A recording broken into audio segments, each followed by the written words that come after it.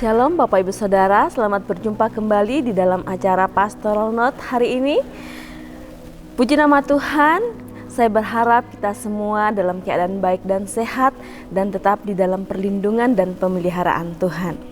Bapak Ibu Saudara, pada hari ini saya akan memberikan judul renungan Pastoral Note Terbeban bagi Jiwa yang Terhilang.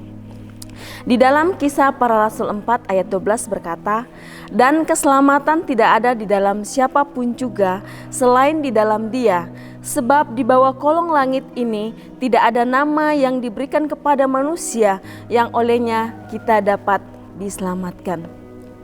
Bapak Ibu Saudara, di dalam kekristenan sangat menegaskan bahwa sesudah kematian ada kehidupan yang kekal.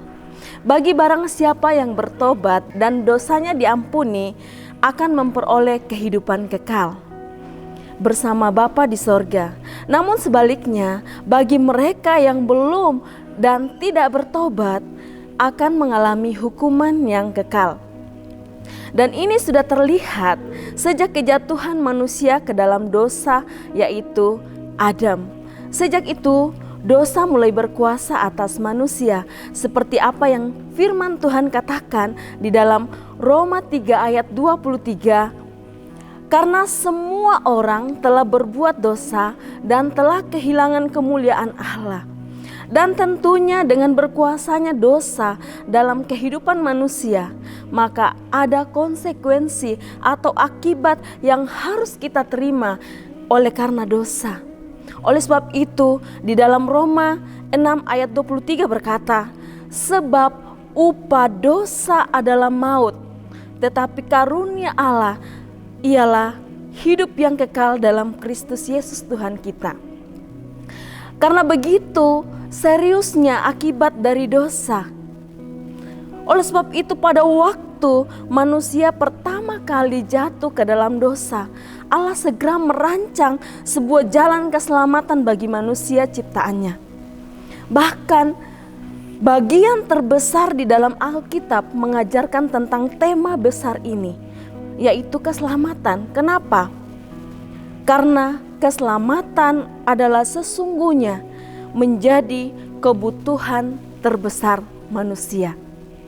Namun seringkali seseorang lebih menganggap kebutuhan akan sandang, pangan, dan papan lebih utama daripada keselamatan jiwanya.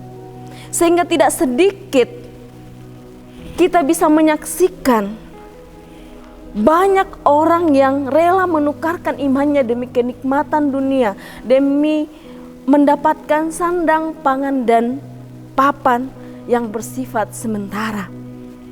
Tetapi Yesus mengingatkan bahwa apa untungnya seseorang memiliki seisi dunia ini tetapi jiwanya binasa. Kita bersyukur Bapak Ibu Saudara bahwa di dalam Yesus kita memperoleh anugerah keselamatan. Hanya melalui iman kepada Yesus sebagai Tuhan dan Juru Selamat, seseorang bisa diselamatkan. Di mana iman itu bukan hanya berbicara tentang pengakuan tentang Kristus, tetapi juga harus disertai oleh tindakan yang terbit dari hati kita yang ingin mengikut Kristus sebagai Tuhan dan Juru Selamat kita secara pribadi. Harus disertai dengan hidup di dalam pertobatan, serta harus kita mengambil keputusan untuk taat kepada Tuhan dan firman-Nya secara terus-menerus.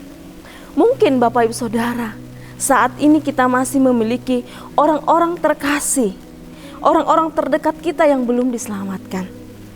Tentunya Bapak Ibu Saudara dan saya tahu pasti akan akhir hidup orang-orang yang belum percaya kepada Kristus, yaitu akan berakhir dengan kebinasaan dan hukuman yang kekal. Oleh sebab itu, perlu bagi kita untuk memiliki hati yang terbeban untuk keselamatan mereka yang kita kasihi. Pertanyaannya adalah, apa yang bisa kita lakukan buat mereka? Yang pertama, miliki hati peduli seperti hati Yesus. Di dalam Lukas 15 ayat 4 berkata, "Siapakah di antara kamu yang mempunyai 100 ekor domba Dan jika ia kehilangan seekor di antaranya, tidak meninggalkan yang 99 ekor di padang gurun dan pergi mencari yang sesat itu sampai ia menemukannya. Bapak Ibu Saudara, ini menunjukkan bahwa Yesus sangat peduli dengan orang-orang yang terhilang yang belum diselamatkan. Ia datang untuk mencari dan menyelamatkan yang hilang. Itu adalah tujuan misi Yesus datang ke dunia. Dan menyatakan kerinduan Allah untuk menyelamatkan yang hilang untuk selama-lamanya. Bapak Ibu Saudara, di sini kita belajar bahwa hal mencari orang yang berdosa, yang hilang dengan maksud membawanya kepada keselamatan adalah hal yang terpenting di dalam hati Allah. Orang-orang yang terhilang juga sangat berharga di mata Tuhan. Kalau ada yang terhilang, Tuhan selalu tergerak oleh belas kasihan untuk mencari dan menyelamatkannya. Dan ketika ada seorang berdosa bertobat, Allah dan seisi sorga pun bersama-sama bersuka cita. Oleh sebab itu Bapak Ibu Saudara, mari kita memiliki hati yang peduli seperti hati Tuhan Yesus, yang menganggap berharga apa yang berharga bagi Yesus. Seringkali ukuran berharga di hadapan manusia tergantung dari apa yang ia miliki. Namun berbeda dengan hati Tuhan. Tuhan tidak memandang apa yang kita miliki atau apa yang tidak kita miliki, melainkan setiap jiwa itu berharga di mata Tuhan.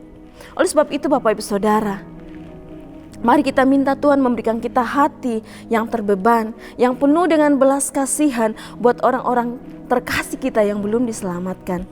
Kepedulian kita mungkin kita bisa nyatakan dengan terbeban untuk terus-menerus mendoakan mereka.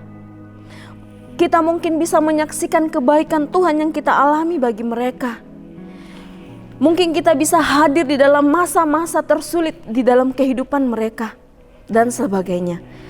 Percaya bahwa ketika kita melakukan bagian kita, maka Tuhan yang akan melakukan bagiannya, yaitu untuk menyelamatkan mereka dengan caranya Tuhan dan pada waktu yang tepat. Dan yang kedua, miliki kehidupan yang menjadi teladan. Di dalam 1 Korintus 11 ayat 1 berkata, "Jadilah pengikutku, sama seperti aku juga menjadi pengikut Kristus." Keteladanan hidup atau menjadi teladan adalah merupakan kunci keberhasilan pelayanan Paulus. Keteladanan berbicara mengenai suatu perbuatan atau perilaku atau sikap karakter kita yang baik untuk ditiru dan dicontoh.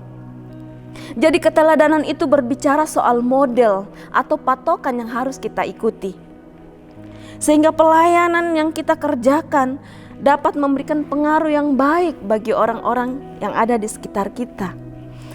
Karena keteladanan adalah kunci keberhasilan di dalam pelayanan seperti yang dilakukan oleh Yesus dan Rasul Paulus dan rasul-rasul yang lain. Sebagai pengikut Kristus, sebelum kita menjadi teladan bagi orang lain, maka tentunya seseorang terlebih dahulu harus meneladani Kristus di dalam kehidupannya. Sebagaimana kita tahu bahwa Yesus bukan hanya mengajarkan kebenaran, melainkan ia juga melakukan kebenaran itu, sehingga ia benar-benar menjadi teladan yang hidup dan sempurna bagi orang-orang percaya. Keteladanan hidup paling efektif untuk mengubahkan orang lain ketimbang hanya perkataan bijak semata tanpa ada bukti yang nyata yang bisa kita tiru atau bisa kita ikuti.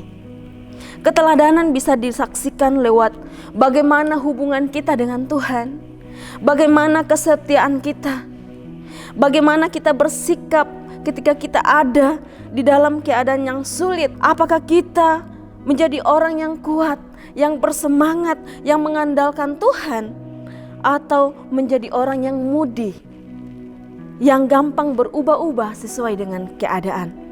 Apakah kita menjadi orang yang berintegritas atau tidak, sekalipun kita sedang di dalam tekanan atau keterdesakan hidup? Dan bagaimana sikap kita di dalam memperlakukan orang-orang di sekeliling kita? Tentunya dengan kesaksian-kesaksian yang baik. akan mudah membuat orang tertarik untuk mengikuti, menjadikannya model dan tertarik dengan iman kita, sehingga pada akhirnya mereka beroleh akses atau jalan untuk mengenal Tuhan lebih lagi. Kesaksian hidup kita akan sangat kuat berbicara dibanding dengan sekedar kata-kata. Oleh sebab itu Bapak Ibu Saudara, marilah kita merindukan dan memiliki sebuah kehidupan yang bisa jadi teladan, agar banyak orang-orang terdekat kita semakin banyak yang bisa diselamatkan. Biarlah firman Tuhan bisa menjadi rema dan kekuatan bagi kita. Tuhan Yesus memberkati.